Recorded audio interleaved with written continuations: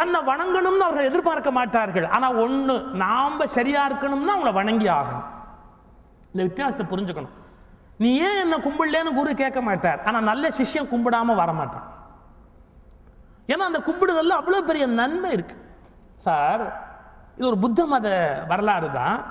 ஒரு புத்த குரு வருகிறார். ஒரு ராஜா நேராக போனால் தன்னுடைய தலை அவருடைய பாதங்களில் படும்படியாக விழுந்து கும்பிட்டான். ஒரு புத்த பிக்ஷுவை. கூட வந்திருந்த அமைச்சர் மந்திரி கேட்டார், நீங்கள் சாம்ராட் அப்படிங்கிற பட்டம் பெற்றவர் ராஜா, உங்களுக்கு தலையில் பட்டாபிஷேகம் ஆயிருக்கு, பல தேசத்து ராஜாக்களை ஜெயிச்சு மங்கள நீர் ஆட்டிய சிரசு உங்களோட, நீங்கள் இந்த தலையை கொண்டு போய் ஒன்றும் இல்லாத ஒரு ஏழை பரதேசி, ஒன்றுமே கிடையாது, அவன் காலில் கொண்டு போய் உங்கள் தலையை வைக்கிறீங்களே, இது எந்த வகையில் நியாயம்னு நினைக்கிறீர்கள்? இத்தனை பெரிய மகாராஜா, ஒன்றுமே இல்லாதவன், அவன் ஏதும் இல்லாதவன், அவன் காலில் போய் விழுந்து தலையை கொண்டு போய் வைக்கிறீர்களே, இது எந்த தர்மத்தோடு சேர்த்தின்னு கேட்டான். அந்த ராஜா கொஞ்சம் புத்திசாலி. அவன் சொன்னான், பதில் இப்போ கிடைக்காது, எப்போவானும் கிடைக்கும்னா. இதுவே ஒரு நல்ல குவாலிட்டி. உடனே பதில் சொல்லணுங்கிற அவசரம் இருக்கப்படாது. சில பேர் எல்லாத்துக்கும் நான் சொன்ன கேட்டுக்கோ, இரு நான் சொல்ல முதல்ல நீ கேட்டுக்கோ, அப்படி ரொம்ப கஷ்டம். எல்லாத்துக்கும் உடனே பதில் சொல்லணும் ஒன்றும் கட்டாயமே கிடையாது. சில சமயத்தில் சில விஷயத்துக்கு பதில் சொல்லாமே இருக்கிறது கூட புத்திசாலித்தனம் தான். சில சமயத்தில் நம்ம பதில் சொல்லாமே இருப்பதன் மூலமாக கொடுக்குற பதில் இருக்கு, அது கொடுத்தா கூட வராது. எத்தனையோ இருக்கு நுட்பத்தில். அந்த ராஜா சொன்னான், நீ வெயிட் பண்ணுன்னா, இதுக்கு பதில் வரும், எப்போ வரும்னு தெரியாதுட்டான், விட்டுட்டான். ஒரு 6-7 மாதம் கழிச்சு திடீர்னு ஒரு நாள் மந்திரியை கூப்பிட்டு சொன்னால், எனக்கு அவசரமாக 3 விஷயம் வேண்டியிருக்கு அப்படின்னு. சொல்லுங்க, இப்போ நிறைவேற்றுறேன். ஒரு ஆட்டோட தலை வேணும், ஒரு ஆட்டோட தலை, அப்புறம் ஒரு புலியோட தலை வேணும், அப்புறம் ஒரு மனுஷனோட தலை வேணும். இது 3 எனக்கு கொண்டு வந்து கொடுன்னா. உடனே அமைச்சர் புறப்பட்டார், பல இடங்களுக்கு போனார். ஆட்டு தலை ஈஸியாக கிடைச்சிது. இப்போ கசாப்களில் வச்சுருப்பான், ஆட்டை விட்டுட்டு தலையை தனியாக வச்சுருப்பான். ஆட்டு தலை ஒன்றும் பெரிய பிரச்சனை இல்லை, கிடைச்சி கொடுத்து. புலியோட தலை கிடைக்குமா? காட்டுக்கு போய் வேட்டையாடி யாரான ஒருத்தன் பிடிச்சாதான் உண்டு.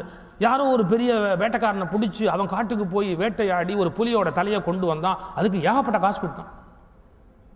அப்புறம் மனுஷன் தலைன்னா என்ன சும்மா கொடுப்பானே? யாரானா மனுஷன் தலை எவருமே கொடுக்க மாட்டேங்கிறா.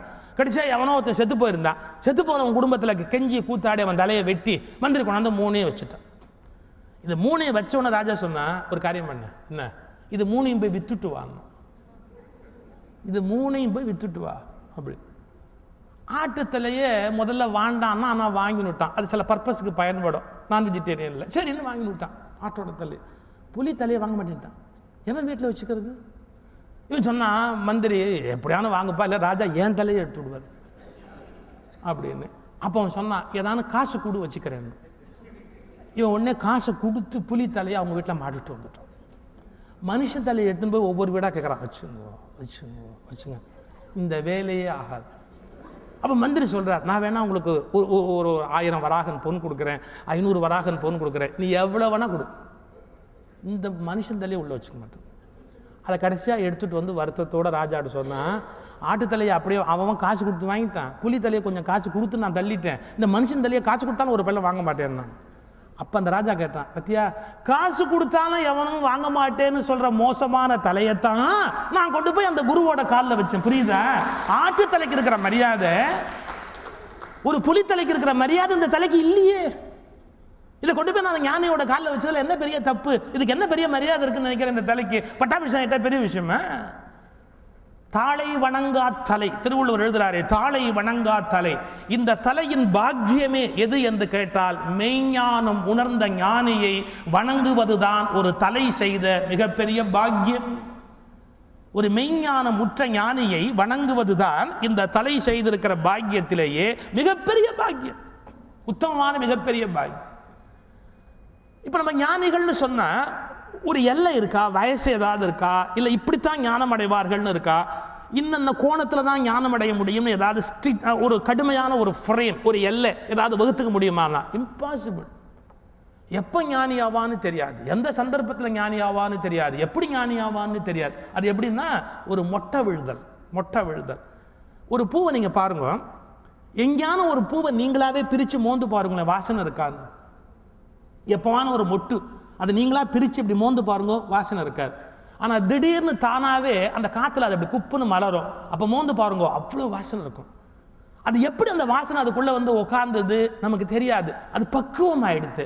அந்த பக்குவத்தில் அந்த மொட்டு அவிழ்கிறது, உள்ளிருந்து அந்த நறுமணம் பரவுகிறது. எப்படி ஒரு பக்குவத்தில் மொட்டவிழ்ந்து நறுமணம் பரவுகிறதோ அப்படி ஏதோ ஒன்று ஒரு கணத்தில் ஒரு சிலரை மிக உத்தமமான ஞானியாக மாற்றி விடுகிறது. அது என்னெல்லாம் சொல்ல முடியாது. இப்ப சில பேர் எப்படின்னு கேட்டா தண்டனைகள் மாற்றி இருக்கின்றன, சில பேரை பரிசுகள் மாற்றி இருக்கின்றன, சில பேரை அனுபவங்கள் மாற்றி இருக்கின்றன, சில பேரை வாழ்க்கை மாற்றி இருக்கிறது, சில பேரை கடவுளே வந்து மாற்றி இருக்கிறது. எதனால மாறுவார்கள் எந்த விதமான ஒரு அளவுகோலும் சொல்ல முடியாது. உங்களுக்கு தெரியும், கபீர் அப்படின்னு ஒரு ஞானி இருந்தார். கபீருக்கு வந்து ராமநாமத்தின் மீது ஈடுபாடு உண்டுங்கிறது நமக்கு தெரியும். ஆனா அவர் இஸ்லாமியரா ஹிந்துவா அப்படின்ற அந்த வரையறைக்குள்ள அவரை வைக்க முடியல. ஆனால் இன்னும் ஜனங்களுக்கு ஒரு உண்மை தெரியல, என்ன எந்த வரையறைகளுக்குள்ளும் ஞானியை வைக்கணுன்ற கட்டாயம் கிடையாது. மதம், நாடு, இனம், மொழி இந்த எந்த வரையறையுமே ஞானிக்கு செல்லாது. இப்போ சில பேர் அசடுத்தனமாக நினைக்கிறார்கள், ஞானினா இங்கே பிறந்து இங்கே வளர்ந்தா தான் ஞானியாக இருக்க முடியும் அப்படின்னு. எத்தனை சூஃபி ஞானிகள் எவ்வளவு பெரிய ஞானத்தின் எல்லைக்கு போயிருக்கிறார்கள் தெரியுமா? மன்சூர் அப்படின்னு ஒரு சூஃபி ஞானி இருந்தார். ஜென்ல நீங்க படிச்சு பாருங்க, எத்தனை புத்த ஞானிகள் எவ்வளவு உயர்ந்த எல்லைக்கு போயிருக்கிறார்கள் தெரியுமா? This is the one and only way. Sorry, அப்படி ஒன்று கிடையாது. there are so many ways. எந்த வழியில அப்படி பிரவேசிப்பார்கள்னு தெரியாது. இன்னும் சுலபமா சொல்லட்டுமா, நீங்கள் திருச்சிக்கு போக வழி உண்டு, மதுரைக்கு போக வழி உண்டு, ஆனால் வானத்துக்கு போக விரும்பினால் எங்கிருந்து வேண்டுமானாலும் போகலாம். எனவே வழி என்பதெல்லாம் பரமாத்மாவில் பிரவேசிப்பதற்கு இதுதான் வழி என்பதெல்லாம் கிடையவே கிடையாது. அவங்க எந்த சந்தர்ப்பத்தில் எந்த கணத்தில் பரமாத்மாவில் பிரவேசிப்பார்கள் நமக்கு தெரியாது. இப்ப கபீர் எப்படி ஞானமுற்றார் அப்படின்னு வரலாற்று எடுத்து படிச்சு பாருங்க. அவர் ஒரு மளிகை கடையில் வேலை பார்த்துட்டு இருந்தார். மளிகை கடையில் என்ன வேலை? படி அளந்து போடணும். அது ஒரு ரேஷன் கடை மாதிரி. அந்த படி அளந்து போடணும். படி அளந்து போகுது 1 2 3 அப்படின்னு சொல்ற போது தேரா 13ங்கிறத சொல்றார். தேரா அப்படிங்கிற நம்பரை சொல்லிட்டு அப்படி அந்த படி அளந்து போடுறார். திடீர்னு அந்த வார்த்தை அவருக்குள் மந்திர சொல்ல வேலை பண்ண ஆரம்பிச்சது. ஏன்? மேரானா என்னுடையது, தேரானா உன்னுடையது. இன்னொரு அர்த்தம் இருக்கு அதே வார்த்தைக்கு.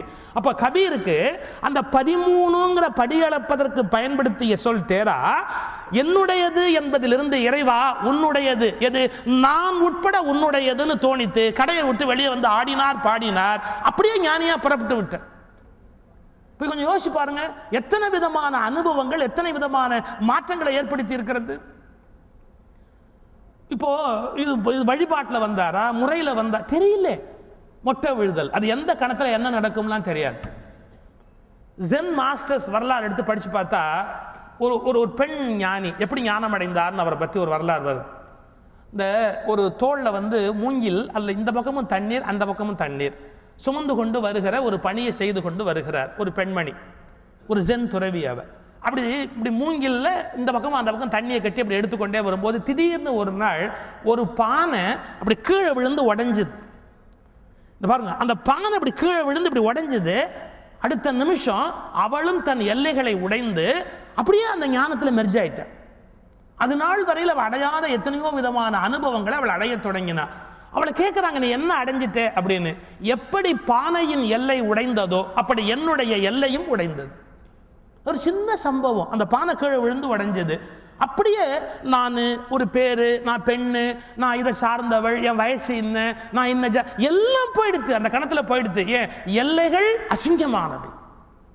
நம்ம எல்லைகளை அழக்கிறதா ஞானத்தினுடைய உச்ச நிலை. அப்ப எல்லாத்தையும் அந்த பெண்மணி இழந்தா, எந்த குருவும் கூட உபதேசமே பண்ணல. அந்த பானை உடைந்த சம்பவம் அவளுக்கு மிகப்பெரிய ஒரு அனுபவத்தை ஏற்படுத்தி விட்டது. அப்ப பரமாத்மாவில் பிரவேசித்தல் என்கிற அந்த ஞான எல்லையில் பாய்தல், பேரண்ட பாய்ச்சல். பேரண்ட பாய்ச்சல், அந்த பேரண்ட பாய்ச்சல் எப்படி நிகழும், எதனால நிகழும் நமக்கு தெரியல. அந்த உயிர் பக்குவம் அடைந்திருக்கிற போது அது எப்படி வேணும்னாலும் நிகழும். இன்னொரு பக்கத்தில் நீங்க எடுத்துக்கொண்டா, நான் முதல்ல சொல்ற சம்பவம் குருநானக்குடைய சம்பவம். இப்போ நான் கபீருடைய சம்பவம் சொல்றேன், மன்னிக்கணும். கபீருக்கு வந்து ராமநாமத்தின் மூலமா ஞானம் பெற வேண்டும் என்ற ஒரு எண்ணம் இருந்தது. அப்ப கபீர் நினைக்கிறார், தனக்கு தீட்சையாகி, திருவடி தீட்சையாகி ராமநாம உபதேசம் வேணும்னு நினைக்கிறார். அவருக்கு யார் தீட்சை கொடுப்பா? அவர் இந்துவா முஸ்லீமா? இது தீர்க்க முடியாத பிரச்சனை. எப்படி கொடுக்கறது? ராமானந்தர் இடத்துல போகிறார், தனக்கு ராமநாமத்தை உபதேசம் பண்ண வேணும்னு கேட்கிறார். பட் அந்த காலத்து ரெஸ்ட்ரிக்ஷன்ஸ் அப்படிங்கிறது ரொம்ப ஜாஸ்தி.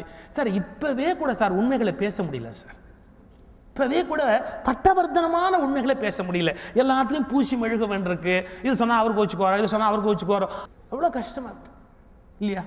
அந்த காலத்தில் எவ்வளோ பெரிய ரெஸ்ட்ரிக்ஷன் இருக்குது. அப்போ போய் இவர் இந்துவா முஸ்லீமானு தெரியாதவருக்கு ராமநாமத்தை எப்படி உபதேசம் பண்ண முடியும்? ராமானந்தர் ஒரு ட்ரெடிஷனில் வரார், கொஞ்சம் கவலையாக இருக்குது அவருக்கு. நாம் மரபை மீறி உபதேசம் பண்ணிட்டோம்னு சொல்லி நாளைக்கு நம்ம மேலே ஆறானும் கோச்சுனுட்டா என்ன பண்ணுறது? அவருக்கு ஒரு குழப்பம். பண்ண மாட்டேன்னுட்டார், ராமநாமத்தை நான் உனக்கு உபதேசம் பண்ண மாட்டேன் அப்படிங்கிறார். உபதேசம் பண்ண மாட்டேன்னு சொன்னார் ஒழிய அந்த உபதேசத்தை வாங்காமல் விடுறதில்லைங்கிறதுல அவர் அவ்வளோ உறுதியாக இருந்தார். இதெல்லாம் நாம் இந்த நூற்றாண்டில் ரொம்ப யோசிக்கணும். இப்போ டிவியை திருப்பினா நிறைய குருமார்கள் உங்களுக்கு இலவசமாக அவைலபிள். எல்லாத்துக்கும் ஒரு ரேட் வச்சுருக்கா. 300 ரூபாய்க்கு ஒரு குரு, 350 ரூபாய்க்கு ஒரு குரு, 3000 ரூபாய்க்கு ஒரு குரு, 6000 ரூபாய்க்கு ஒரு குரு. இப்போ வகுப்புலெல்லாம் நீங்கள் போய் படித்தா உங்களுக்கு ஞானத்தை கரஸ்பாண்டன்ஸ்லேயே ஞானம் கொடுக்குற குருமாரெலாம் உலகத்தில் இருக்காரு. நிறைய அட்வான்ஸ் ஆகிட்டா எல்லாம் டெக்னிக்கலாக. நீங்கள் எப்படி வேணால் அவர்கிட்ட போய் ஞானம் வாங்கிட்டுலாம். இது ஸ்பெஷல் ஃபீஸ் ஒன்று அட்டனே பண்ணாமல் ஒரு பணத்தை கட்டியாச்சுன்னா கூட உங்களுக்கு ஒரு தீட்சா நாமம் கொடுத்து உடனே உங்களை மாற்றுறதுக்கெல்லாம் கூட தே ஆர் ரெடி. அவ்வளோ அட்வான்ஸ் ஆயிடுச்சு இன்னைக்கு. கடைசியாக பார்த்தா தான் குருவே மாறலேன்றது. எத்தனையோ சிக்கலில் போய் பார்த்தா அப்புறமா தெரியுது.